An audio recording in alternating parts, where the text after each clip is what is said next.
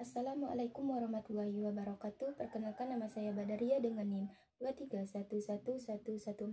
Dengan video kali ini saya akan memenuhi tugas UAS PTK penelitian tindakan kelas yang diampu oleh Ibu Atik Rahmaniar MPD. Yang dimana tugasnya yaitu kita akan cari studi kasus, terus mata pelajaran dan strategi pembelajarannya, terus model PTK yaitu PTK Kemis dan Tagar. Untuk studi kasusnya saya mengambil banyak siswa kelas 7 belum memahami gerakan dan bacaan sholat dengan benar. Sebagian siswa melihat pasif saat praktek sholat berjamaah, bahkan ada yang belum hafal bacaan sholatnya. Selanjutnya mata pelajaran dan strategi pembelajarannya. Mata pelajaran yang yaitu adalah pendidikan agama Islam. Untuk materi yaitu tata cara sholat yang benar. Strategi pembelajarannya yaitu model demonstrasi dan praktik langsung. Alasannya model demonstrasi dan praktik langsung itu memberi pengalaman nyata kepada siswa dan memudahkan pemahaman gerakan dan bacaan sholat serta meningkatkan keterlibatan mereka. Selanjutnya tujuan penelitian. Yang pertama itu meningkatkan pemahaman siswa terhadap tata cara sholat. Yang kedua meningkatkan keterampilan siswa dalam melakukan gerakan sholat dengan benar. Yang ketiga menanamkan nilai pentingnya sholat dalam kehidupan sehari-hari. Selanjutnya metode penelitian yaitu model PTK, Kemis, dan Tagar. Tahap pertama itu perencanaan yaitu atau planning. Guru menyiapkan rencana pelaksanaan pembelajaran atau RPP yang berbasis model demonstrasi. Terus yang kedua itu model visual. Jadi guru itu memberi gambar atau poster rukun sholat dan bacaannya. Terus lembar observasi untuk mencatat keterampilan siswa. Terus instrumen tes lisan dan angket sikap siswa.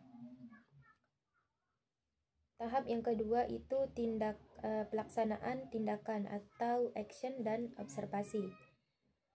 Yang pertama itu pembukaan, jadi guru menyapa siswa dan memberi motivasi tentang pentingnya sholat, dan guru tersebut mengapresiasi menanyakan pengalaman siswa tentang sholat. Terus yang kedua penjelasan materi. Jadi guru menjelaskan materi secara singkat tentang materi tersebut seperti niat sholat, takbiratul ihram, gerakan dan bacaan sholat, serta rukun sholat dan makna dari bacaan sholat tersebut. Yang ketiga itu demonstrasi oleh guru. Jadi guru memperagakan sholat dari awal sampai akhir dengan benar. Jadi guru tersebut mempraktekkan gerakan-gerakan sholat itu dari awal sampai akhir. Terus guru membaca semua bacaan dengan lantang dan jelas. Jadi guru itu harus membaca bacaannya itu dengan jelas dan benar. Yang keempat, terus siswa memperhatikan dan mencatat hal-hal penting yang telah disampaikan oleh gurunya tadi. Jadi siswa itu harus mencatat misalkan poin-poin penting yang ada dijelaskan oleh gurunya. Yang keempat itu praktik oleh siswa. Jadi siswa dibagi menjadi beberapa kelompok kecil, yaitu misalkan di kelompoknya itu terdiri dari 3-5 orang. Terus masing-masing siswa itu mempraktikkan sholat di depan teman sekelompoknya. Jadi misalkan kelompok 1, jadi guru itu meminta untuk kelompok 1 itu mempraktikkan gerakan-gerakan sholat tadi di depan kelompok-kelompok yang lainnya. Terus yang kelima itu observasi dan umpan balik, yang dimana guru menggunakan lembar observasi untuk menilai. Terus guru memberi pujian dan koreksi secara konstruktif.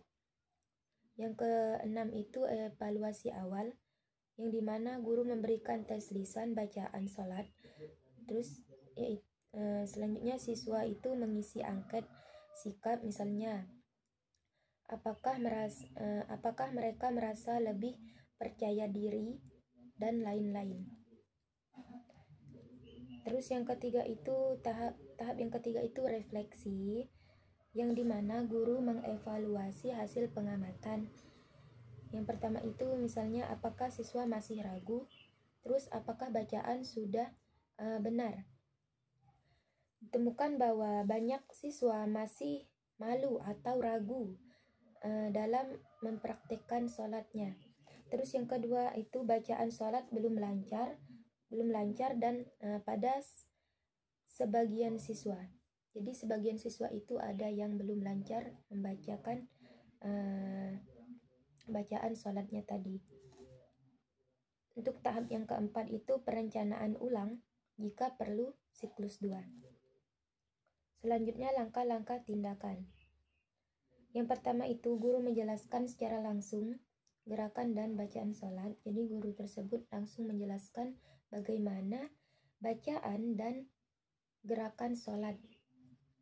Terus yang kedua itu guru mencontohkan sholat secara lengkap. Jadi guru itu misalkan mencontohkan gerakan sholat itu seperti apa, misalkan dari awal sampai akhirnya itu. Terus yang ketiga itu siswa praktik kelompok, jadi membentuk kelompok gitu. Yang keempat itu guru dan kolaborator mengamati dan memberi koreksi. Maksudnya itu rekan guru atau teman sejawat yang membantu mengamati pembelajaran dan memberi masukan atau saran untuk memastikannya, untuk perbaikannya. Selanjutnya instrumen penelitian.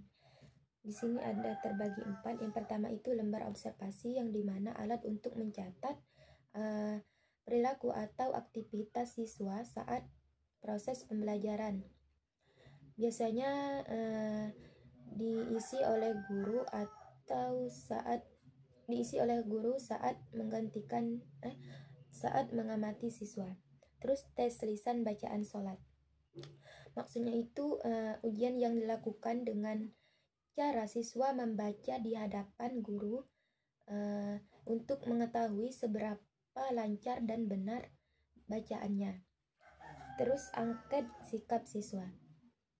Kumpulan pertanyaan, guru tersebut memberi kumpulan pertanyaan yang diberikan kepada siswa untuk mengetahui sikap mereka terhadap sholat, misalnya tentang kesungguhan mereka dalam sholat atau kebiasaan sholat mereka. Terus penilaian praktik sholat. Penilaian langsung terhadap gerakan dan tata cara sholat yang dilakukan oleh siswa untuk melihat apakah sudah sesuai dengan tuntunan. Yang terakhir hasil siklus 1 dan 2. Siklus 1 itu banyak siswa masih ragu dan malu saat praktik. Yang kedua, siklus kedua itu keberanian meningkat, hafalan bacaan lebih baik. Grafik menunjukkan peningkatan skor observasi dan praktik dari siklus 1 dan ke siklus 2. Maksudnya itu ialah nilai hasil pengamatan dan praktik siswa meningkat dari pembelajaran pertama atau siklus pertama ke pembelajaran kedua atau siklus kedua. Untuk kesimpulannya yaitu metode demonstrasi dan praktik langsung efektif untuk meningkatkan pemahaman tata cara sholat. Untuk sarannya yaitu disarankan untuk terus digunakan terutama pada materi praktik ibadah lainnya seperti wudhu dan tayamum. Mungkin hanya itu yang dapat saya sampaikan. Bila ada kata-kata yang salah, saya mohon maaf. Kepada Allah saya mohon ampun. Saya akhiri wabillahi taufik wal hidayah. Wassalamualaikum warahmatullahi wabarakatuh.